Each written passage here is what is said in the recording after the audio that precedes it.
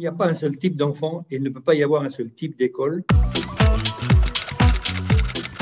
L'un des principaux problèmes de l'éducation nationale aujourd'hui, c'est de vouloir absolument que tout le monde passe par le même moule. Dans une société qui a beaucoup évolué, ça n'est plus possible. Donc il faut d'abord transmettre des savoirs plutôt que croire encore que l'élève peut fabriquer ses savoirs. Et puis il faut un peu s'adapter à sa personnalité, ses intérêts, ses désirs pour que chacun réussisse sa vie.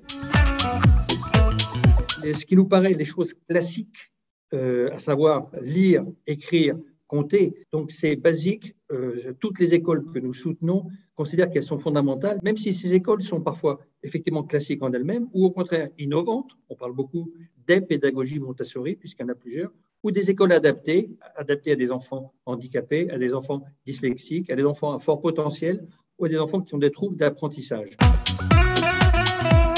Il y a aujourd'hui 1658 écoles indépendantes en France, qui sont d'ailleurs des écoles de toute nature. J'ai dit classiques, il y a aussi des écoles confessionnelles, catholiques, protestantes, juives, musulmanes. Ce qui m'a motivé à prendre la présidence de la Fondation pour l'école, c'est que, en tant que directeur général d'IBM France que j'étais, je suis en bout de chaîne du système éducatif. Et je vois arriver des bac plus 5, 6, 7, avec les plus beaux diplômes qui soient, qui ont des trous béants de culture. Je vais citer une phrase du général de Gaulle, en adaptant légèrement. Le général de Gaulle a dit « La véritable école de commandement, c'est la culture générale. » Eh bien, moi, je dis, dans l'entreprise, la véritable école de management, c'est la culture générale. Et qu'il faut donc remonter à la source, c'est-à-dire à l'éducation primaire. Avec les jeux vidéo, nos enfants apprennent à discerner de manière très forte tout ce qui est dynamique. Parce qu'ils attendent quelque part le monstre avec sa Kalachnikov. Mais tout ce qui est statique, un beau texte de Victor Hugo, ça leur fait problème parce qu'ils n'y sont pas habitués. Donc, oui, il faut bien sûr, là où c'est intelligent, les technologies, mais le plus possible, un équilibre avec toute la formation classique. Si je devais choisir un modèle, je vais utiliser un peu la compétence informatique, je dirais qu'il faut que ce soit du développement agile.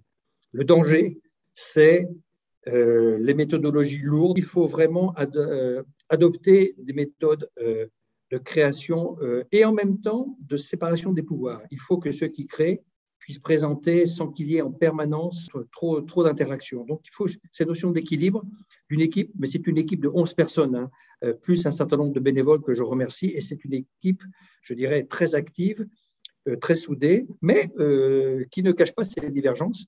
Et c'est très bien. Et c'est ça aussi dans le développement agile, quand on sait qu'au bout de 3 semaines, on est parti dans une mauvaise direction, on fait demi-tour et on fait autre chose.